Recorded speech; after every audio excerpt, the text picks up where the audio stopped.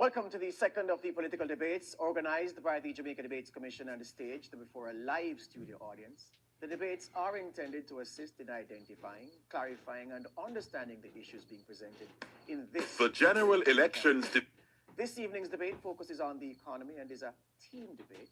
Members of the panel of questioners are Andrea Chisholm, TVJ, Al Edwards, Our Today online financial magazine. Taking and presenting questions from the public is our social media editor, Amoy Harriet, CVM TV. I am your moderator, George Davis.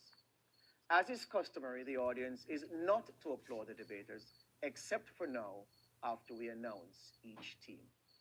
For Team JLP, Dana Morris Dixon.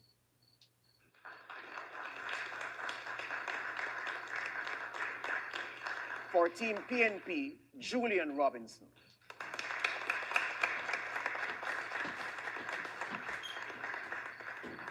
For the JLP, Faval Williams.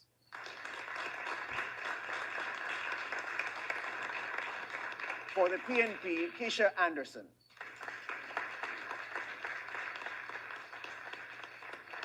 And for the JLP, Chris Tufton.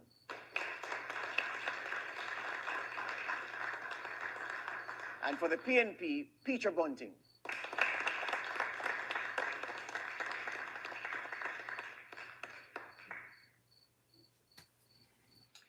The guidelines for tonight's debates have been previously agreed and are posted on the Debate Commission's website at www.jamaicadebatescommission.com.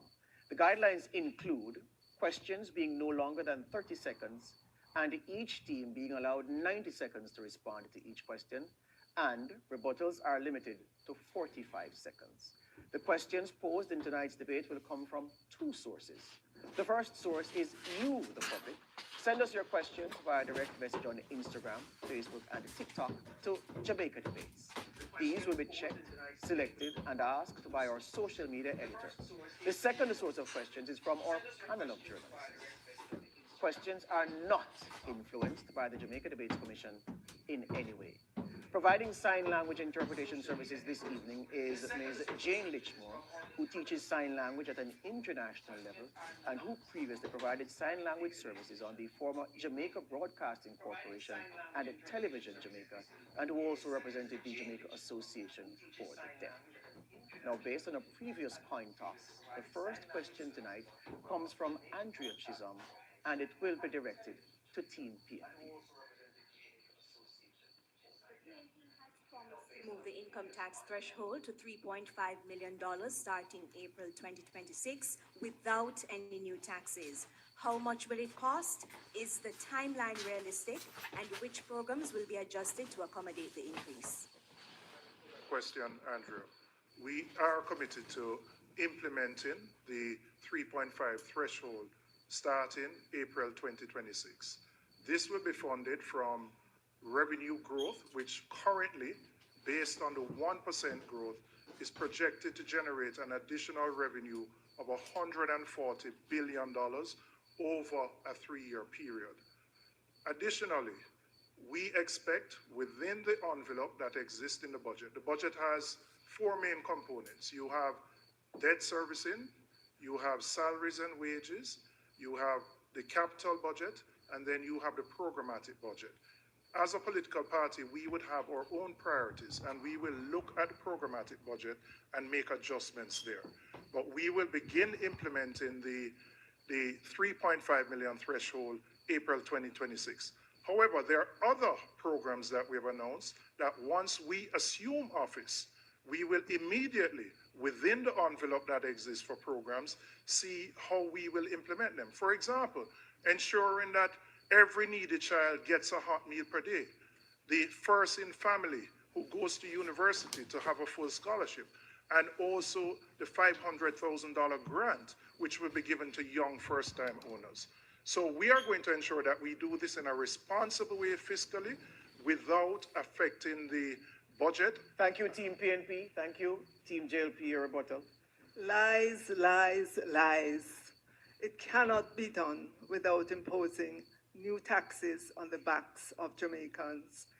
Your 3.5 is the biggest political scam since the history of Jamaica. It cannot be done. You were the people who said when we introduced the 1.5 that it couldn't be done. It would wreck the budget. How do you get from 1.5 to 3.5? It's 3.5 now, right? It used to be 2.3, 3.2, all over the place. Can't be done. All right. Andrew would like to use the first of her two follow-up questions. For Team PNP, I did not hear the cost of the proposed increase in the threshold, nor the programs to be readjusted to accommodate the increase. The cost of the increase in the threshold would be $55 billion. Now, no political party implements every single thing in 1 year. So we are going to ensure that the implementation is done, which protects the fiscal sacrifices that have been made and will ensure that the adjustments are consistent with the budget. So it's $55 billion that this particular program will cost. And in terms of the readjustment of programs, that is something that we will do once we get into office. When we look, we have priorities which are different from the current government's priorities.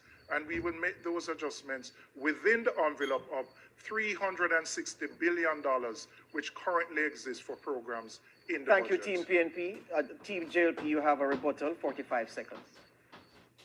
But first of all, I think we have to be careful about what we hear from that side, because they have been flip-flopping on the issue of income tax threshold and for some time.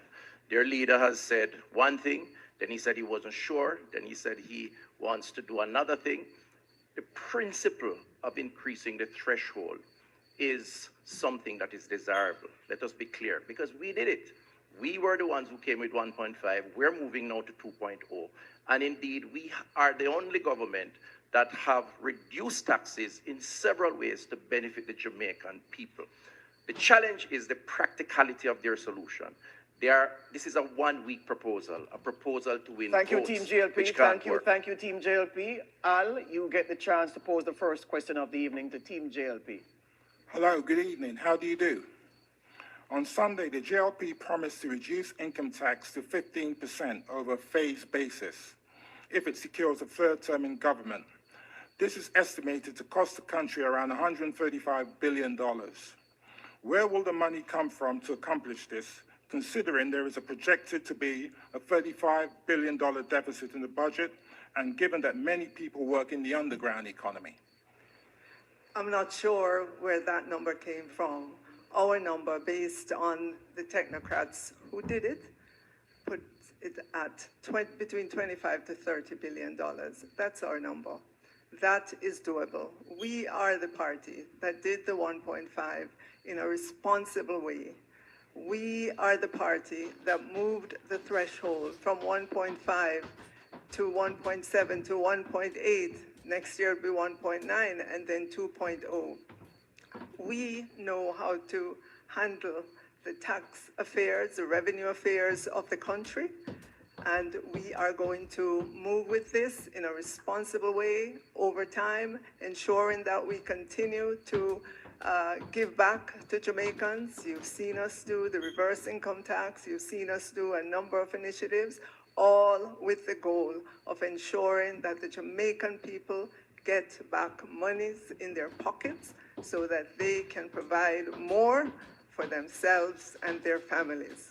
This administration has been very much the administration that's pragmatic. We have always said to Jamaica what can be done, and then we have done it. We did it with 1.5, and we're doing it again with 2.0, and also our other proposal in terms of 15% income tax. We never say what we cannot do, unlike our opposition. Thank you, Team JLP. Thank you, Team PNP, your rebuttal.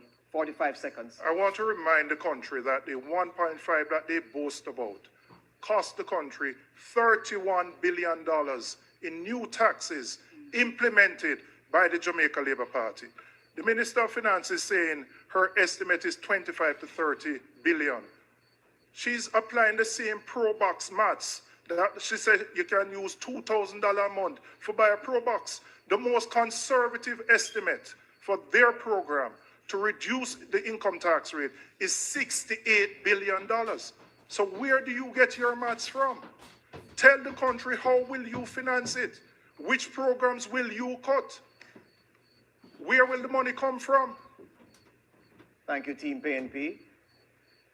Social media has a question, Amoy.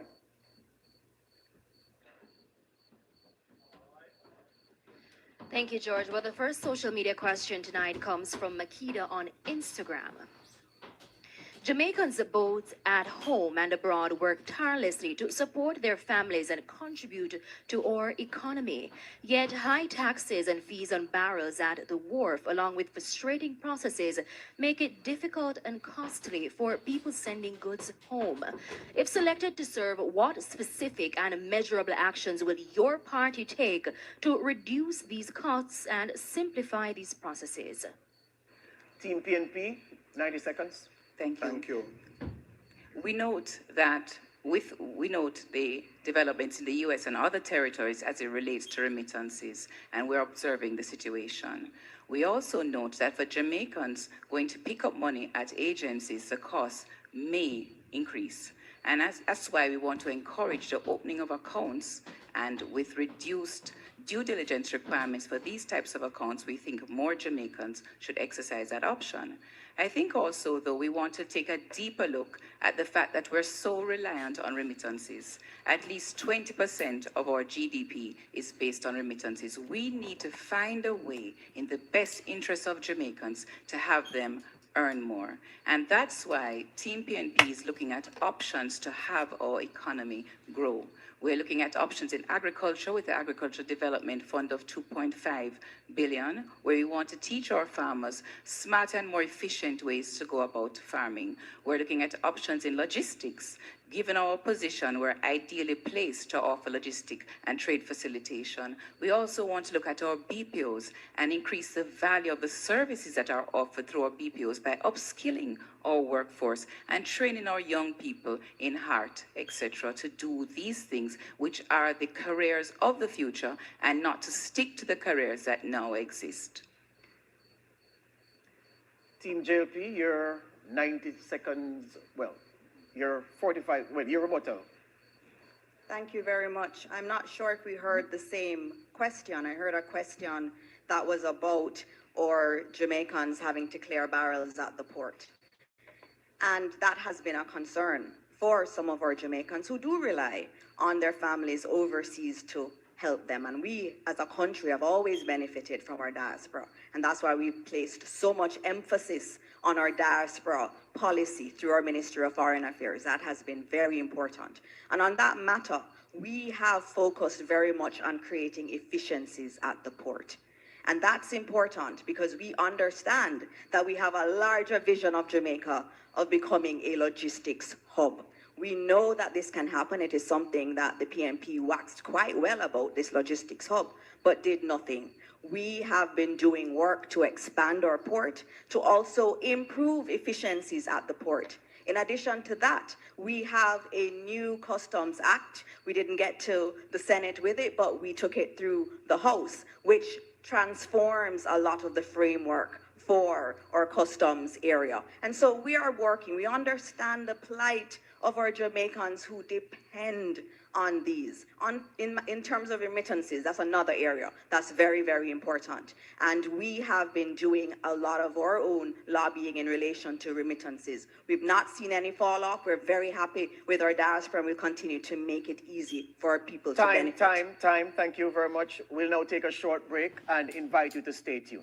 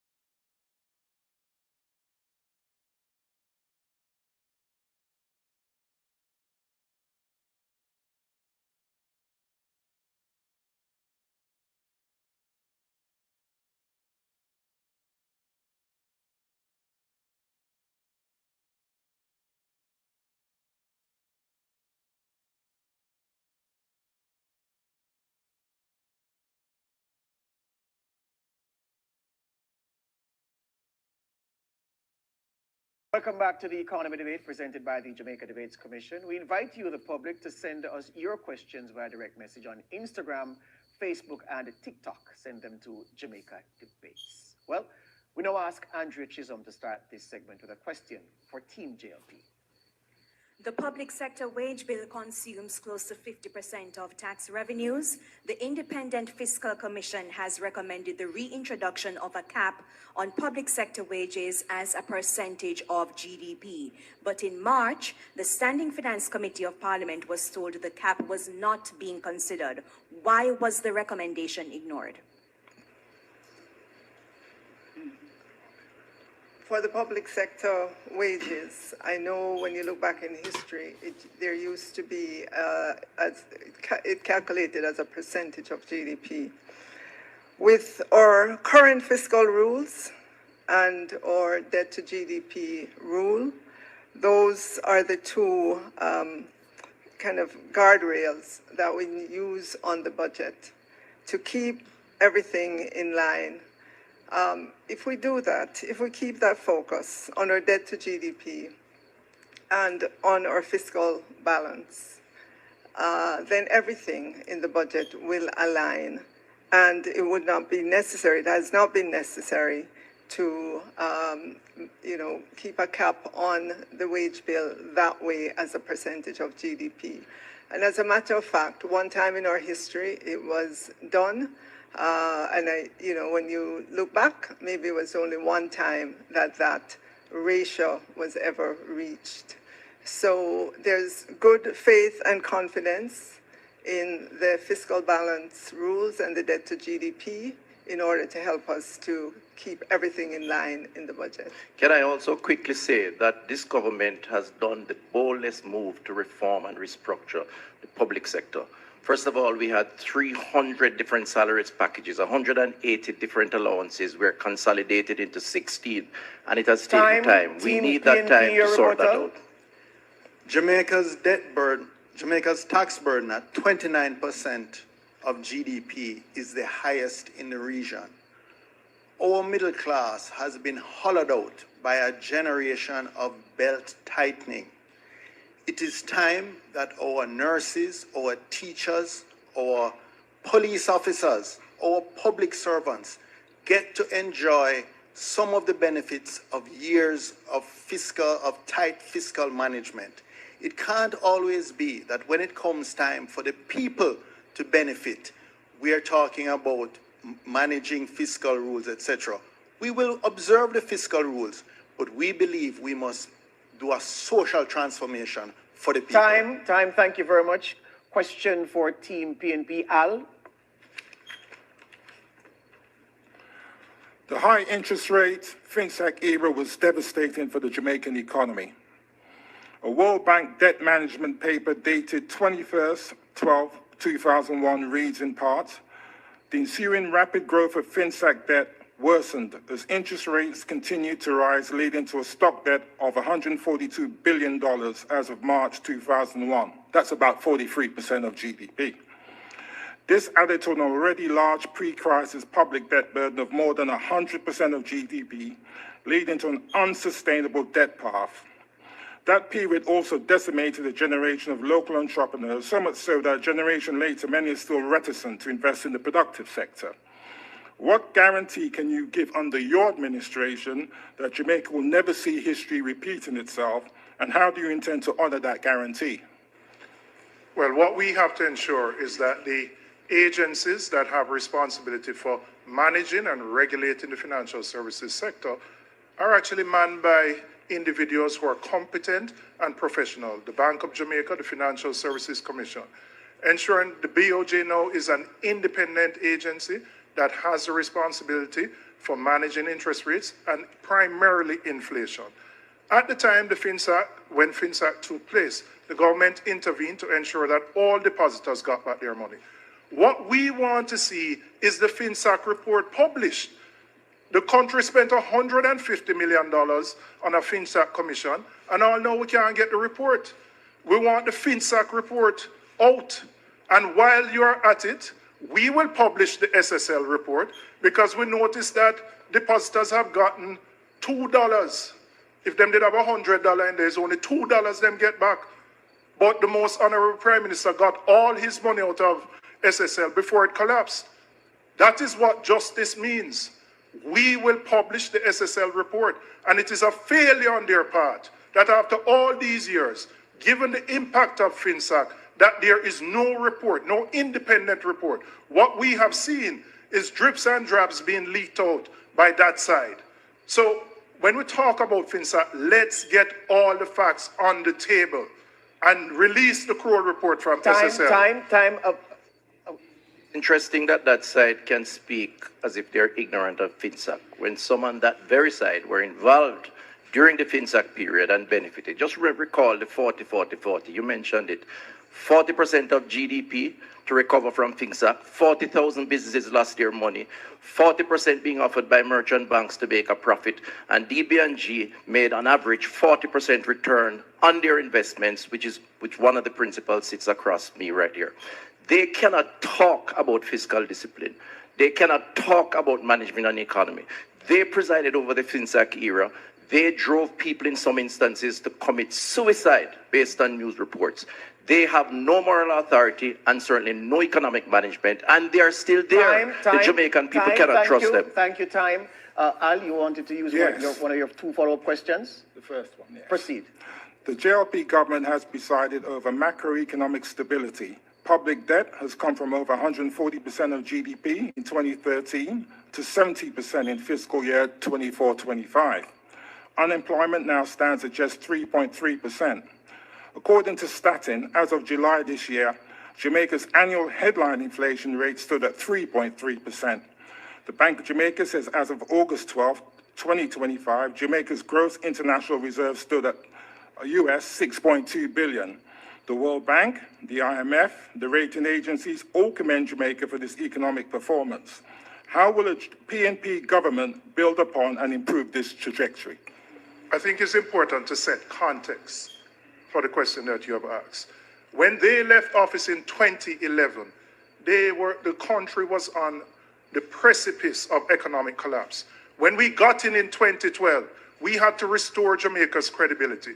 We had to establish EPOC. We strengthened and enhanced the fiscal rules. We legislated the debt to GDP ratio so that any government, PNP or JLP, had to pay down that debt.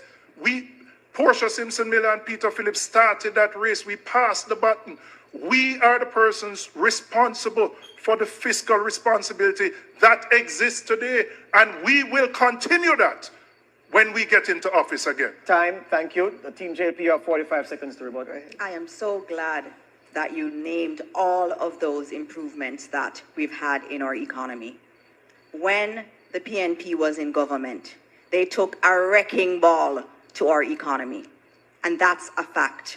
When we took office 9 years ago, we saw high unemployment, we saw high debt, we saw high crime too, and we saw failing infrastructure. And this administration got to work, working on all of those areas. The PNP does not know how to be fiscally responsible. And we have seen that in our history time and time again. And so the data is there. The data shows the Jamaica Labour Party knows how to do it. Time. Let's take a question from social media. Amoy? Well, George, this question comes from Facebook. Nikisha is asking, many schools are without basic resources, and as such, some schools are asking parents to contribute certain resources, whether it be in cash or kind.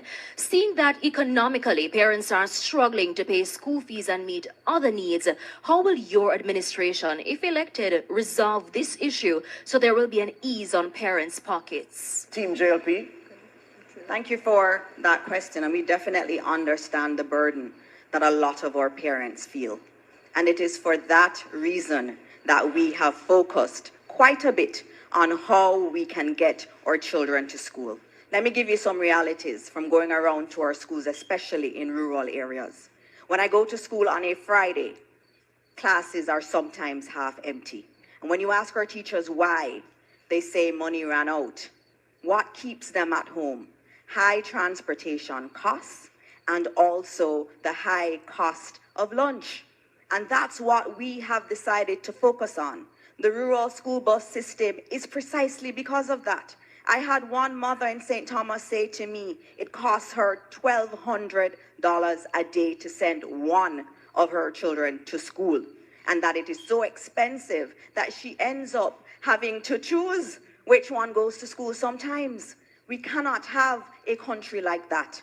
In addition to that, in terms of our meals, we have expanded meals to 5 days a week for those on path who need it the most. In addition to that, we're now going to be adding breakfast to our students in our schools that are the most underperforming. All of that on the backs of the hard work of Minister Williams and the Ministry of Finance team.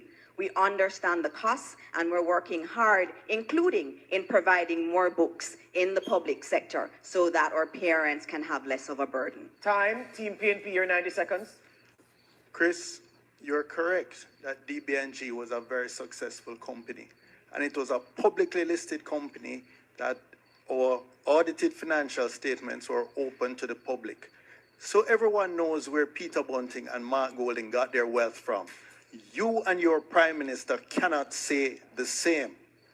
Now, in terms of our arrangements for public transportation, particularly rural school transportation, that school bus system was a political gimmick. We cannot be buying new trucks to transport garbage, and we're buying 15-year-old buses to transport our most precious cargo, our children. That was just an opportunity for somebody to eat a food. Let us be clear about that. It was totally unsuitable. In deep rural communities, we cannot afford parallel transportation systems, a school bus and a system for adults. So what we have proposed is a subsidy of $10,000 per month per child for those parents who need it, for those children who are unable to attend school 5 days a week. What we have proposed is a hot meal every day for those children who need it. That is real progress. I'm surprised too, Peter, that the Minister of Education is speaking as if she didn't know all of this. Time. Andrea, your question for Team JLP. The requirement for a 12-year experience in law enforcement was removed from the January 2025 job advertisement for the position of Chief Technical Director of the Financial Investigations Division. Why was the law enforcement requirement removed? I want to make it clear that on the job description for the head of the FID, there are a number of different qualifications that an applicant could have. There were at least 6 different skill sets that applicant could have. When the whole process of going through recruiting was done outside of the Ministry of Finance and the Public Service, and they went through a very public recruitment process. The job was advertised, interviewed. No one qualified to be accepted. Normally, in the course of advertising for jobs, if you go out once, if you go out twice, and you see that you're not getting the skill set, the particular skill set, and the job description allows you to be flexible, then obviously, as a responsible HR person looking to fill the position, then you would do that. That is what was done. There's nothing underhanded about it. It was all transparent.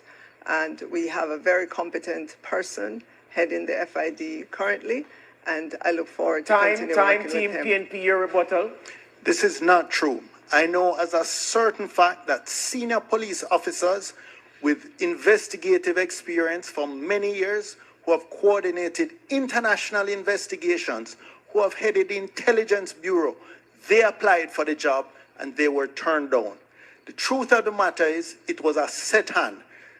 Dennis Chung applied for the job when he said he saw nothing wrong with in the Integrity Commission report. There were clear red flags for money laundering, cash from undisclosed depositors deposited to the Prime Minister's personal account, 470 billion flowing through multiple accounts. That's called layering. These were clear red flags. Time, thank you very much. Time. Al, your question for Team PNP. A look at MSMEs. Many people looking to fund a business in Jamaica bemoan the strangulating red tape and lack of access to finance from lending institutions. In the new century, we're seeing the rise of new types of businesses, young people into digital technology, the creative and services sector. Harold Davis of Jamaica Business Development Corporation makes the point that access to finance has two sides of the coin, and that it's its appropriateness of the financial product that is available. And when I say appropriateness, I speak of the product that is right for the particular industry or the particular stage of business of the entrepreneur. What will you do to address this and better help small businesses in Jamaica? We wholeheartedly agree. As a matter of fact, as a former CEO of a financial institution in Jamaica, I can say it's a problem that we struggled with in the absence of government having adequate policy and facilities to make it happen. We will, as the next PNP administration, ensure that we revisit the loan processes for our MSMEs. We recognize that they're an important part of the engine of growth for the economy, and we recognize their struggles. We note that we would have to help them with some amount of business planning. We'd have to help them to get themselves ready to borrow. But it's a win-win situation. When they borrow, they're able to grow. When they grow, they're able to contribute to the economy, and we will be able to get tax revenues from them. So it's very important for us to have our MSMEs grow, and to also encourage young entrepreneurs in the economy to participate. What we are going to do is remove income tax for MSMEs for the first 3 years. Why are we doing this? The reason MSMEs remain informal is because they don't want to pay tax. But remaining informal limits their growth because they can only get money from friends and families and a partner draw. So by removing the income tax for the first 3 years, they can formalize, they can grow, they can access bank, equity funding. That is what we are doing to grow the MSME sector. Time, thank you. Thank you, Team JLP, your rebuttal. PNP talks a good talk, but in reality, that's not the fact. 2015, 8,000 companies were registered with the Company Office. 2024, 23,000 companies, twice that number. The fact is, Jamaicans are more energized to form companies, to come out of the informal sector. DBJ, over that 8-year period, loaned almost $70 billion, 117 billion of investments, 86,000 applicants. That is why our economy has started to turn around. And I want to say to Peter that he must be careful about innuendos, hearsays, and propaganda. First of all, your FinSAC era, I don't know how you're comfortable with it. The Contractor General at the time accused you of sweetheart dealings, you and your partners. You cannot now say that you earn your money in a way that is legitimate and above board. Time. Amoy has a question from social media. This question is from TikTok. The user who sent in this question is Kamar Jackson. Under the current administration, brain drain has become an increasingly pressing issue, negatively impacting our economy. Considering the various causes of this trend, such as limited employment opportunities, inadequate compensation, and governance concerns, what specific strategies and reforms would your government implement to address the key drivers of this problem and ensure the retention of skilled professionals? Team JLP. Thank you very much for that question, Cameron Jackson. That area of brain drain has been an issue for a long time. I saw it. I left university in 2001, and most of my classmates left this country because they didn't feel there was an opportunity. And it's for that reason why we focused a lot of our policies. And if you look in our manifesto, there's a huge section for young people, because we believe in a few things. We believe that every young person, as they've told us, wants to own a home one day. And that's why we have allocated 15% of every NHT house built to our young people who are under 35. We're also increasing employment. 280,000 more young people have been brought into the labor force. We're providing jobs, and we're looking for higher paying ones through the work that we're doing in terms of training our people. 500,000 young people have been trained since 2020 at Heart, and we're going to continue doing that. In addition to that, let me remind Jamaica that it is this government that has brought unemployment to its lowest level ever. In fact, the participation rate in the job market is 68%, the highest it has ever been. Under their watch, people lost jobs. They borrowed and spent, or taxed and spent. Under this government, no new taxes, and jobs have been created. This is a more responsible government, and the future of young people are brighter with the JLP. Thank you. Team PNP, your 90 seconds to answer the question. Raising the tax threshold to 3.5 million, the tax-free threshold to 3.5 million, is one of the most fundamental and revolutionary things we can do to retain our best and brightest. As I said, this is a manifesto that we've put forward, not just about a campaign for the next election. This is about the next generation. We want to ensure that our teachers, our nurses, our police officers can provide for their families in the way they should. We want to rebuild the working class and the middle class.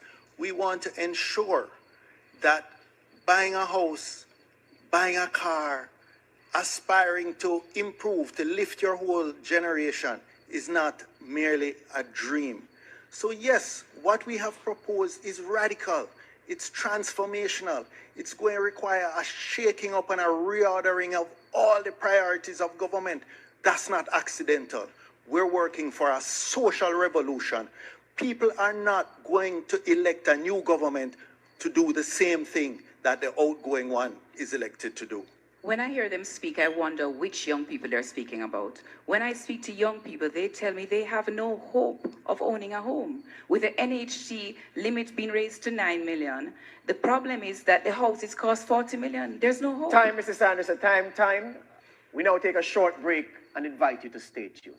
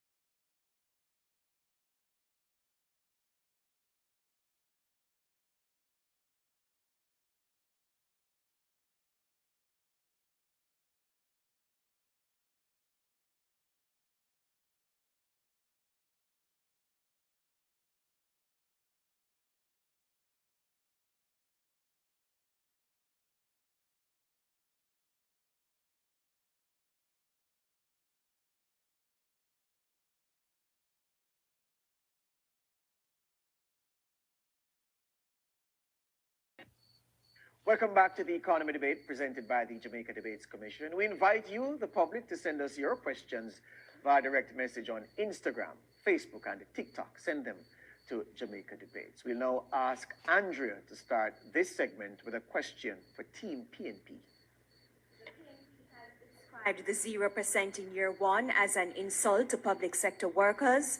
The party says they have looked at the budget and fiscal policy paper and will do better for the public sector workers if elected.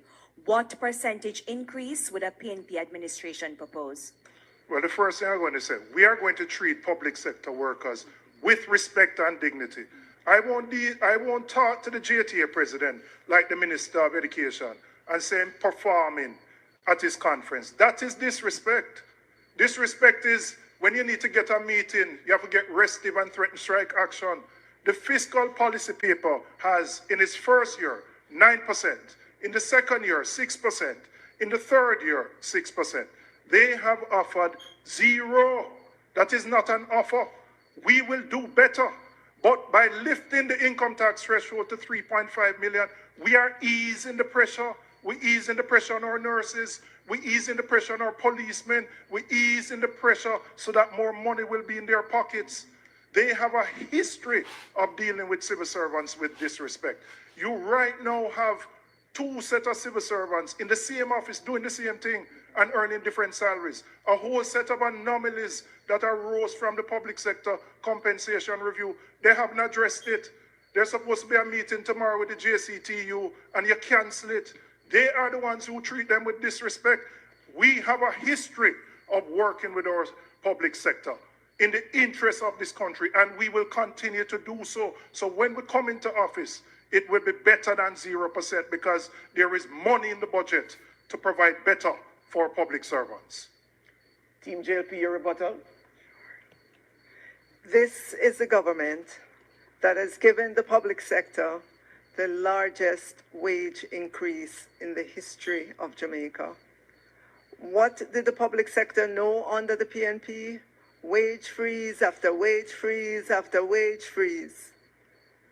We are committed to continue negotiating with our unions. Negotiation is a process. We still remain at the table. Our Prime Minister has indicated that we will get to a point that is satisfactory for the public sector workers and for Jamaica as a whole.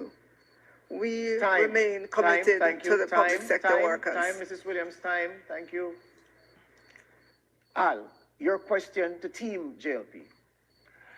In fiscal year 2013-14, the then Minister of Finance, Peter Phillips, balanced the budget. Minister Phillips met the targets for the primary surplus and the budget deficit. The JLP said at the time, including you, Minister Williams, that the then PNP government was preoccupied with passing the IMF test and not the people's test. Can it be said of this JLP administration that it is preoccupied with reducing the debt instead of growing the economy and passing the people's test? We are passing the people's tests. If you look at what we have done, what we have achieved, all that we have achieved, we have done it for the people of Jamaica. Look at roads, look at new jobs created, look at the level of inflation, look at the number of houses that are being built. We are going gangbusters. Every day we wake up, it is to grow the economy. During our administration, we have grown the economy. We have had 33 quarters of growth, interrupted only by COVID and by Hurricane Beryl. We wake up every day to ensure that this economy expands so that there are opportunities for our men and women in the society. When we speak of the people's test, all these nice economic jargon about GDP and debt to GDP ratio and all of that don't mean anything to the ordinary person, to most of our Jamaicans.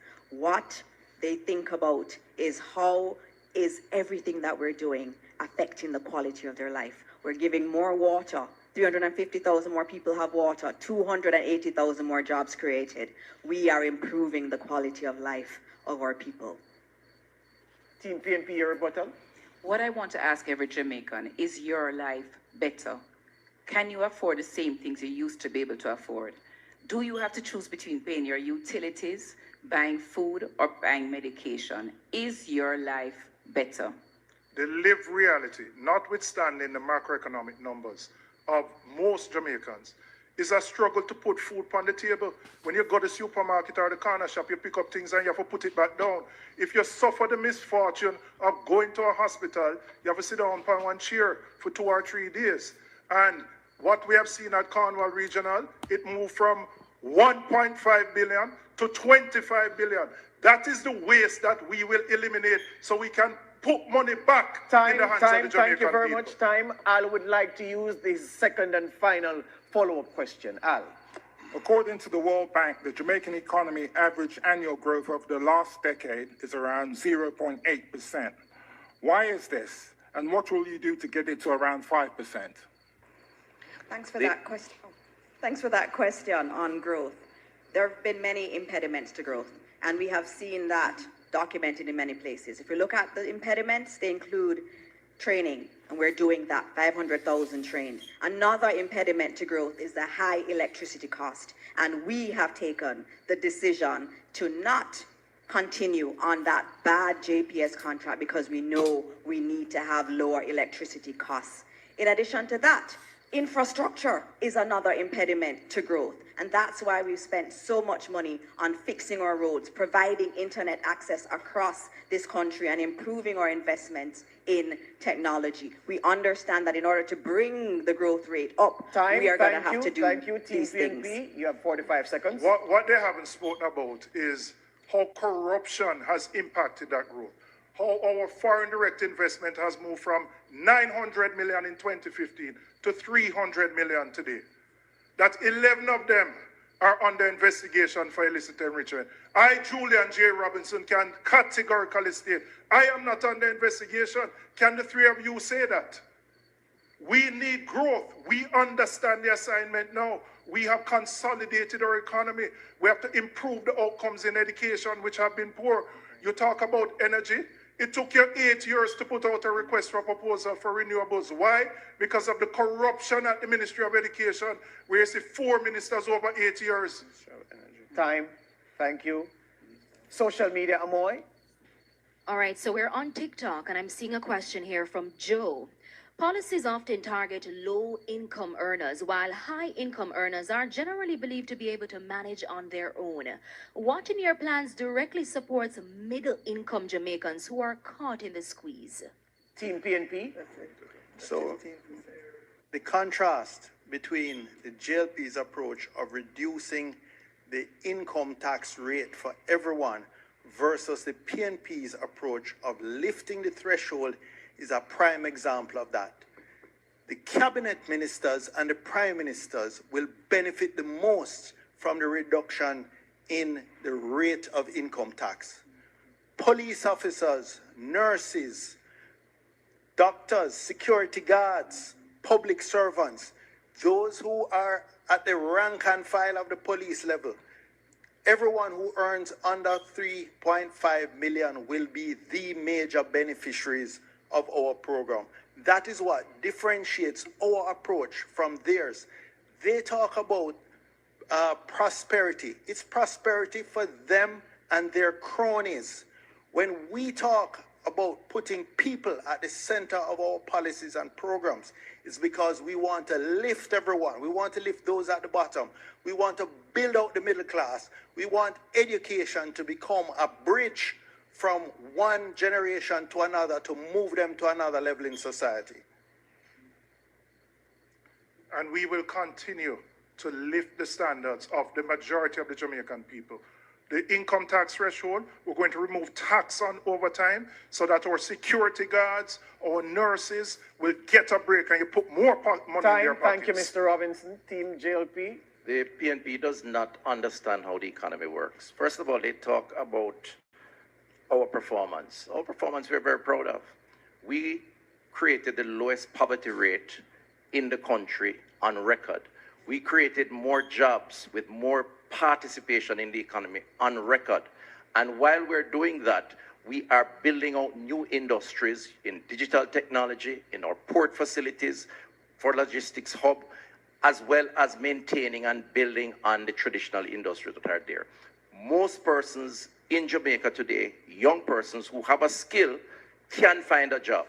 That was not the case under the People's National Party. And I want to just come back to this issue of corruption, because they seem to think that they can speak about things in mid-air without any evidence, innuendos and suppositions, as if people are going to accept that. What the Jamaican people want is who is going to look after them, who will bring down crime. Peter Bunting depended on divine intervention without work. In fact, he is on record, I believe, as the only Minister of National Security who was unable to secure himself. And I am happy he's okay from that unfortunate incident in Portland. But it speaks to confidence in their policy to reduce crime. This government has reduced crime by the lowest over 30 years. And this is what Jamaicans want. They felt unsafe under the PNP. They feel a lot safer under the Jamaica Labour Party. Mr. Tufton, thank you. Time. We now take a short break and invite you to stay tuned.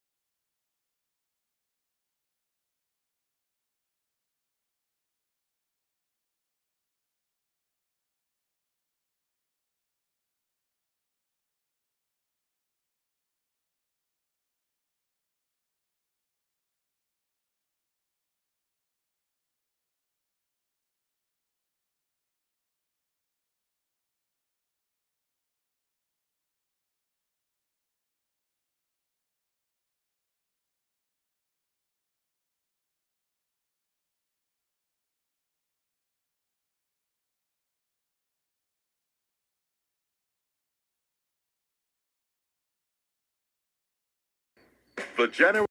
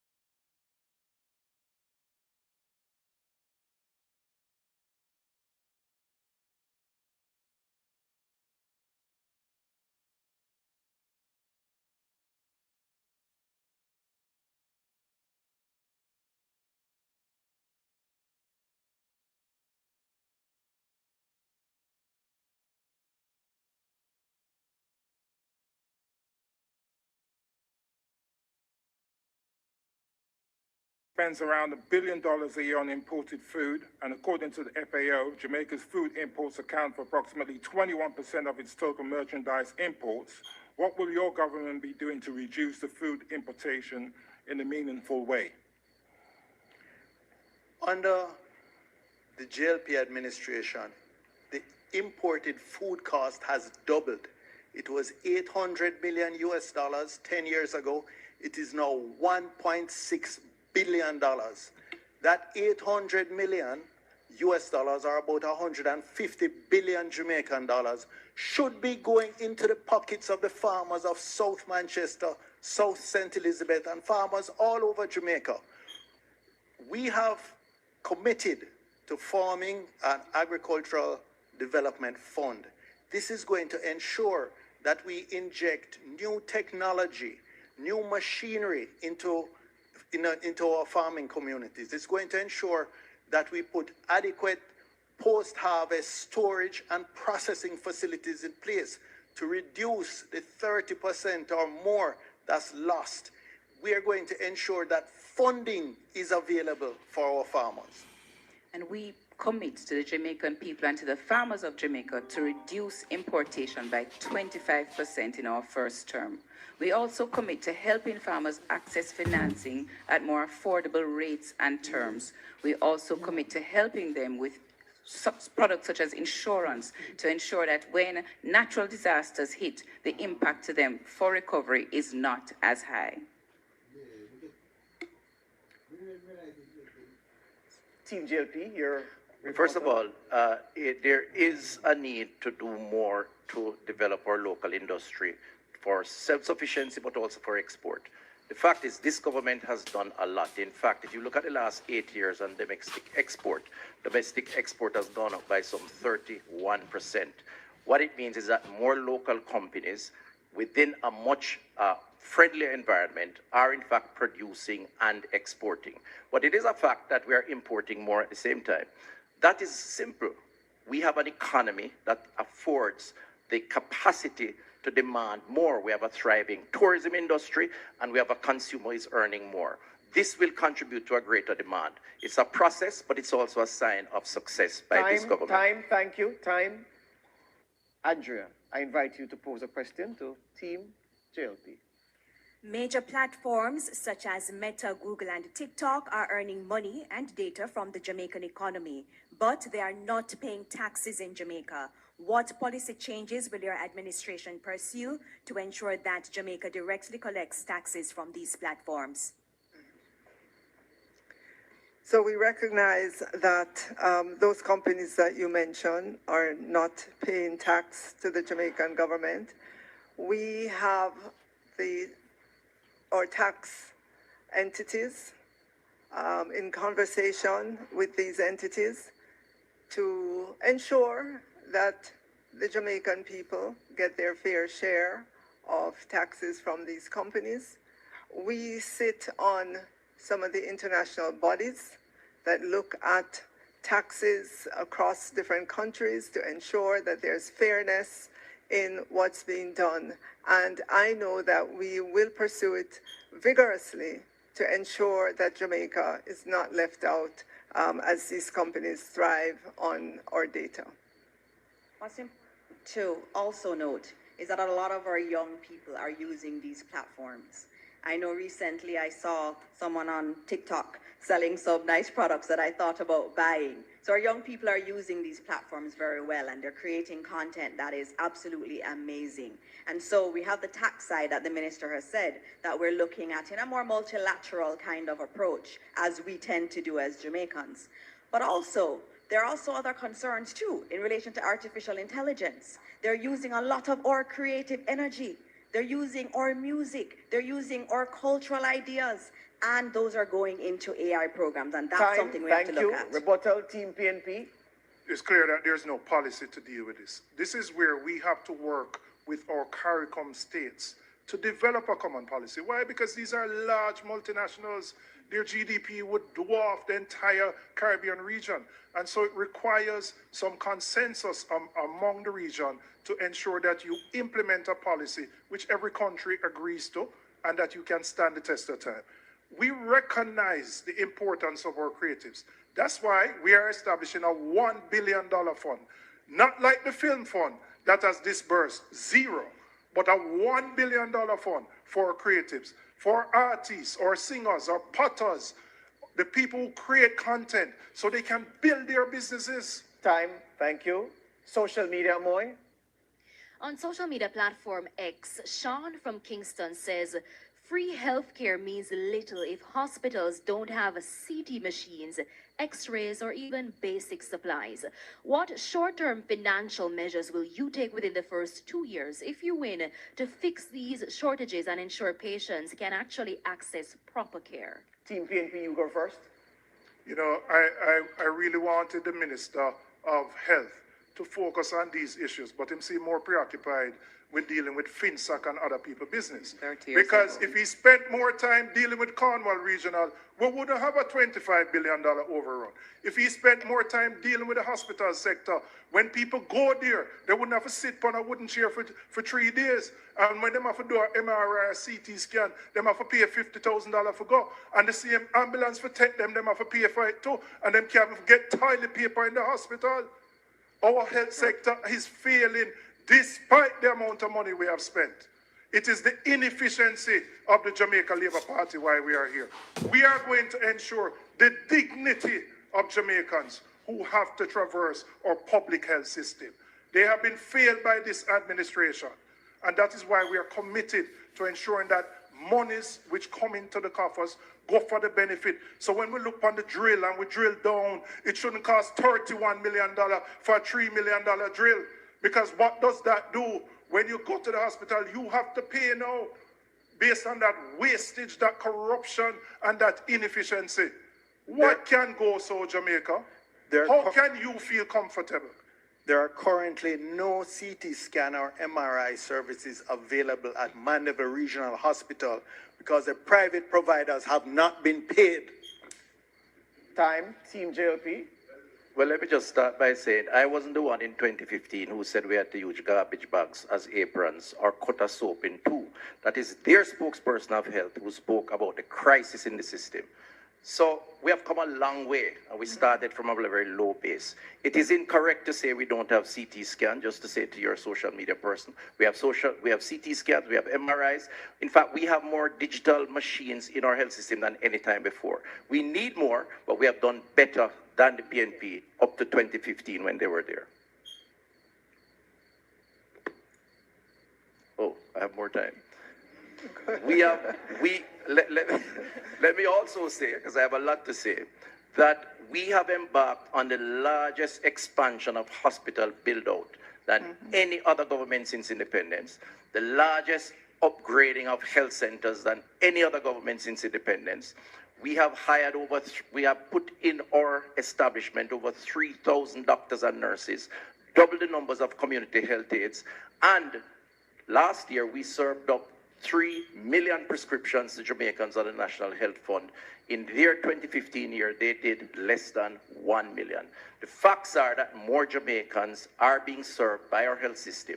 Do we need to do more? I am the first to say yes, which is why we need the next term to complete the work that we are doing. They talk about the issue, they did nothing. As far as corruption is concerned, that's innuendos and talk. Time, no thank proof you. of that. Time, and I thank you, condemn thank you, them for Mr. that kind of Tufton. position. Time. Thank you. Thank you. All right. We're at that segment at that point in the debate where we allow the teams to ask a question of the other, yeah? So we're going to start with Team JLP posing a question to Team PNP.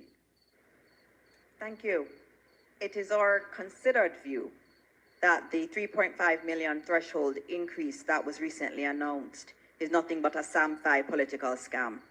In the beginning, it was 2.1, then it became 3, then it disappeared, and then it appeared 1 week before an election. You have to tell the people of Jamaica, I ask you to tell the people of Jamaica, is this just an election scam, or is it that you are going to be cutting much needed services such as NHF, where we spend $19 billion for drugs in hospitals, or university spending, which is $17 billion? Tell us how you plan to really cut discretionary areas, as you have called them. I answered the question already, but I'm going to answer it again for the Jamaican people. I have said we are going to raise the threshold to $3.5 million. How are we going to do that? We're going to do that because your budget says that $140 billion of additional government revenues will be earned over 3 years. But that is at your 1% growth, which you have no ambition on. We're going to grow the economy by more than that so that we can pay for these things. There's also a benefit when you put more money in the hands of people because they're going to spend it, which will allow the government to collect more on GCT and other indirect taxes. We are the party committed to ensuring that all Jamaicans thrive and not just a few. Our plan is better. It is more equitable. Their plan will benefit the richer people more. Ours will benefit the working people, our nurses, our policemen, the security guards, the civil servants, to put more money to ease the pressure of the cost of living that they have to face.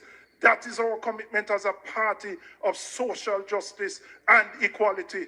So when you talk about Samfire, what Samfire you're talking about? Madness you're talking about? We will deliver on behalf of the Jamaican people. We have a history of protecting our most vulnerable and ensuring that they have more money to spend so that they can protect their families and those around them. Time, JLP, you have a 45-second rebuttal.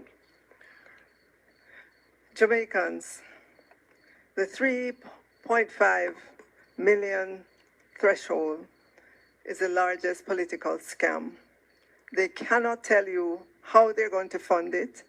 They look at the current budget, they see the projections growing to 140 billion, but they don't tell you that expenses are also growing. So that's not available for you to use towards the 3.5.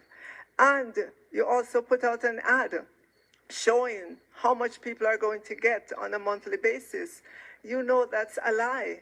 They may get it for 1 month, but it's not going to be there.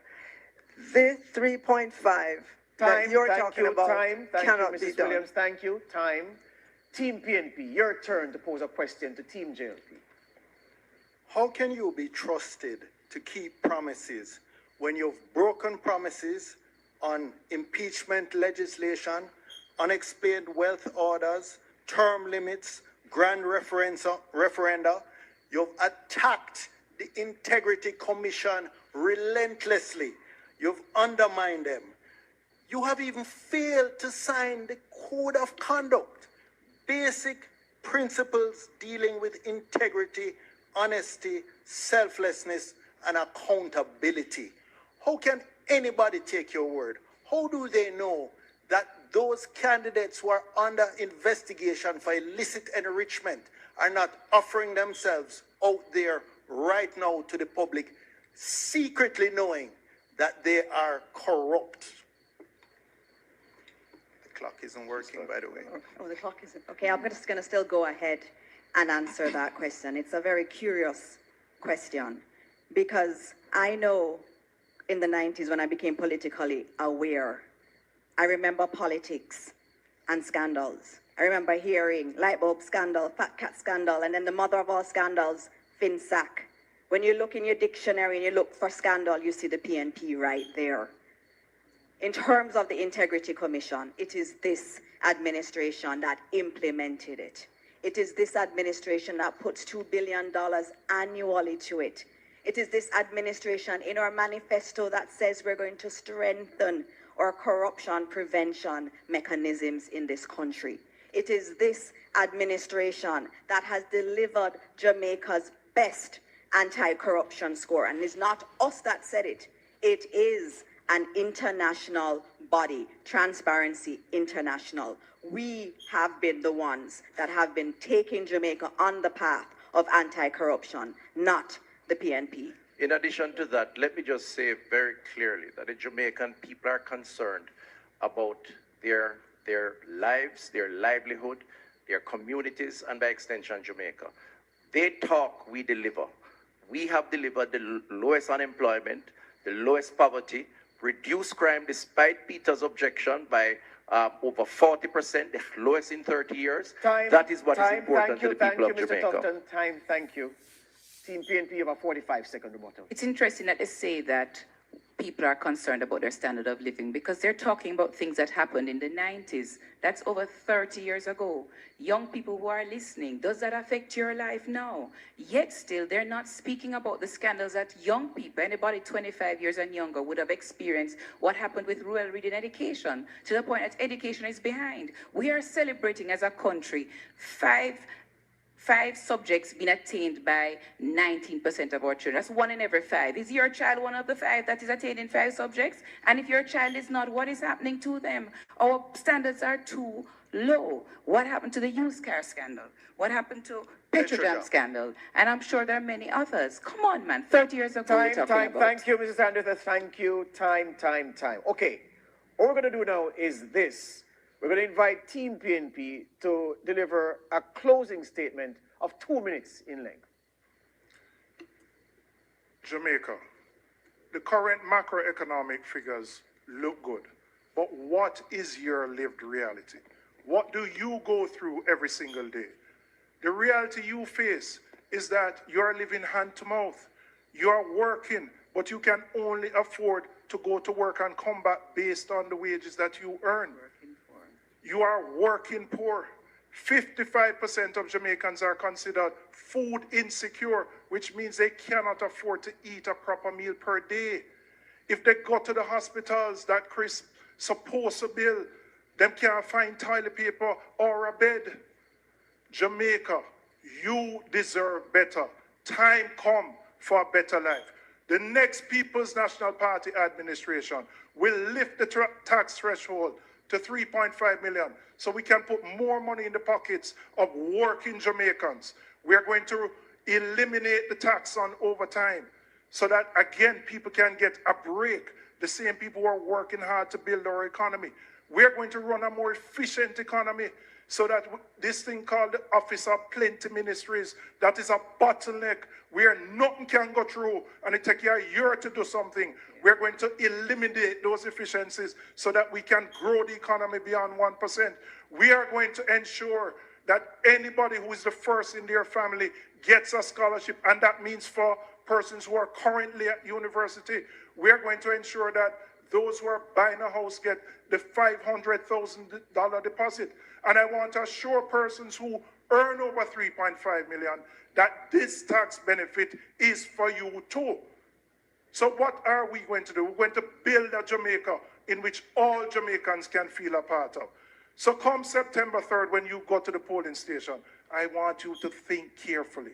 I want you to use your head and put the X beside the head. Time. Thank you. Thank you.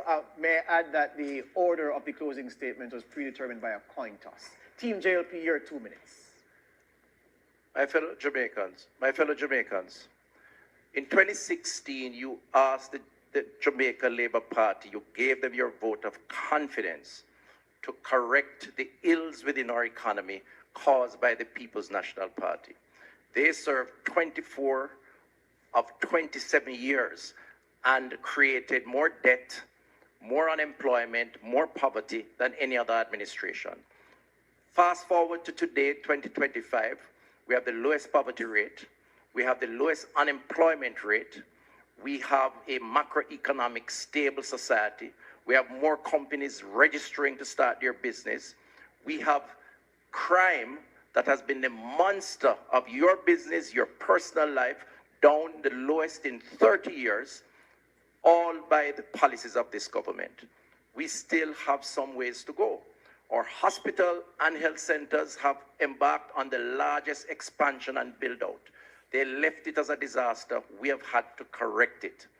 We ask you, on September 3rd, give the Jamaica Labour Party the opportunity to continue the work. We have done more for you than any other administration, and certainly more than the PNP has ever done. They are now coming with a one-week plan, essentially, to get your vote by claiming 3.5 when they rejected our 1.5 when we started. They don't know how to get us there. We will get you there. We are about protecting yourselves, your families, your communities by doing what is necessary. That is all that matters. Their diversion around innuendos, rumors, targeting persons, and character assassination does not impact you in your community. It is about the water, the road, the health services, and this government has done more. On the 3rd of September, put your X beside the bell, vote for the Jamaica Labour Party. Thank you, thank you. In the good spirit of the debates, we invite Team JLP and Team PNP to meet in the middle and shake hands.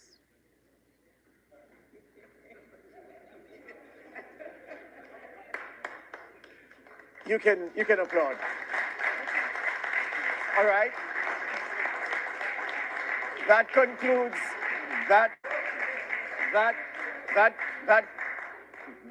concludes the economy debate between Dana Morris Dixon, Faval Williams, and Christopher Tufton for Team Jamaica Labour Party, and Julian Robinson, Kisha Anderson, and Peter Bunting for Team PNP. Join us again Thursday, August 28, 9 p.m. sharp for the final debate in the 2025 General Election Debate Series, the Leaders Debate, featuring party leaders Dr. Andrew Holness from the JLP and Mark Golding from the PNP.